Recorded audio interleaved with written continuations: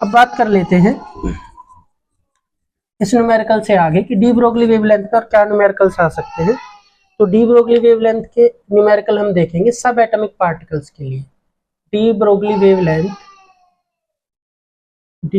Wavelength और सब atomic particle होते हैं इलेक्ट्रॉन, प्रोटॉन, न्यूट्रॉन्स। इतने छोटे पार्टिकल के लिए अगर हमें डी ब्रोगली वेवलेंथ निकालनी हो तो कैसे निकालेंगे? जैसे 4 इलेक्ट्रॉन। अब एक क्वेश्चन ये है, अगर किसी कंडक्टर में एक पोटेंशियल डिफरेंस V दे दिया और यहाँ पे एक इलेक्ट्रॉन है, तो ये पॉजिटिव है तो ये हिस्सा पॉजिटिव हो जाएगा, ये हिस्सा नेगेटिव हो जाएगा। तो पॉजिटिव इसको इधर खींचेगा, नेगेटिव भी इसको इधर रिपेल करेगा। तो इसके अंदर एनर्जी आ गई है, इसकी वजह से पोटेंशियल अप्लाई करने की वजह से इस इलेक्ट्रॉन को एनर्जी मिल गई है। अगर उस एनर्जी की बात हम करें तो उस एनर्जी का फॉर्मूला होता है आपका Q इंटू वी, जिसको आप कह सकते हो E इंटू वी। E मतलब चार्ज ऑफ इलेक्ट्रॉन, V मतलब पोटेंशियल। ये एक एनर्जी का फॉर्मूला है। Energy equals to work done होती है, तो ये इसी फॉर्मूले से आया है और ये फॉर्मूला हमने पढ़ भी रखा है, V equals to W/Q electric potential वाले चैप्टर में, वही फॉर्मूला है सेम। एक क्वेश्चन दिया जाएगा कि भी अगर एक इलेक्ट्रॉन को 100 वोल्ट की पोटेंशियल से एक्सेलरेट किया जा रहा है तो उसकी डी ब्रोगली वेवलेंथ क्या होगी? Find D Broglie wavelength of an electron if it is accelerated by a potential difference of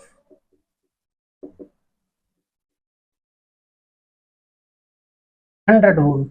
ये क्वेश्चन है, पोटेंशियल डिफरेंस ऑफ 100 वोल्ट। तो डी ब्रोगली वेवलेंथ क्या होगी? सॉल्यूशन कर लेते हैं। तो डी ब्रोगली वेवलेंथ का फॉर्मूला है lambda equals to H/P। Energy का एक फॉर्मूला होता है P²/2m। ये एनर्जी का फॉर्मूला है मासेबल पार्टिकल के लिए, ऐसे पार्टिकल जिसके पास मास हो। इलेक्ट्रॉन के पास भी मास होता है तो उसके लिए भी ही फॉर्मूला है।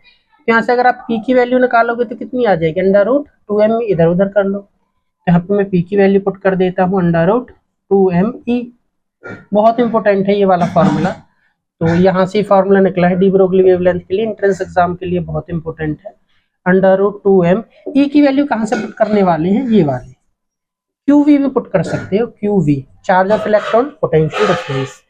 जब मैं इलेक्ट्रॉन के लिए इसे सॉल्व करता हूँ कि भी 6.62 10⁻34 to mass of electron we know very well -31 kg, charge of electron.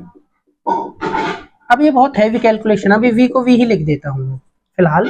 V की वैल्यू हमें गिवन है 100 वोल्ट, लेकिन ये वैल्यू तो हर बार ही कांस्टेंट रहेगी, V की वैल्यू बार बार चेंज होती रहेगी इलेक्ट्रॉन के लिए। तो इसको वहां उसी टाइम पे सॉल्व करना, ये टाइम कंज्यूमिंग कॉन्सेप्ट हो गया। तो हमें इसको टाइम को कंज्यूम करने से होने से बचाना है, तो इसके लिए हम इसको पहले से सॉल्व करके रखेंगे। और एक फॉर्मूला हमने यहाँ पे बना लिया 12.27/√V एंगस्ट्रॉम। अब बस हमें क्या करनी है, ये एंगस्ट्रॉम में, मीटर को मैंने एंगस्ट्रॉम में कन्वर्ट कर दिया है क्योंकि यहाँ पे 10⁻10 आ रहा था, उसको हमने किस में कन्वर्ट कर दिया? एंगस्ट्रॉम में। अब बस हमें क्या करना है, √V की वैल्यू यहाँ पे पुट करनी है। तो अगर हमें ये फॉर्मूला पहले से याद है, अभी तो मैंने प्रोसेस बताई कि फॉर्मूला आया कैसे, तो मैं अगर यहाँ से ही सॉल्यूशन करना स्टार्ट करूं और इलेक्ट्रॉन का फॉर्मूला मुझे याद है √V एंगस्ट्रॉम, तो अब ये इजी है सॉल्व करना। अब मैं यहाँ पे सीधा क्या पुट कर दूंगा? 100 एंगस्ट्रॉम। 100 का क्या निकल के आ गया?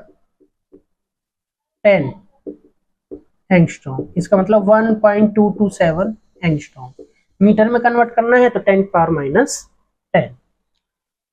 तो एक क्वेश्चन मैं आपको दे रहा हूं, क्वेश्चन में क्या है आपको निकालना है, यहाँ पे 100 की जगह कर देना 64 जैसे आप करोगे तो आप यहाँ पे पुट कर सकते हो 64 का रूट क्या बन जाएगा? 8 से इसको डिवाइड कर देना, उतने एंगस्ट्रॉम आपका क्या आ जाएगा?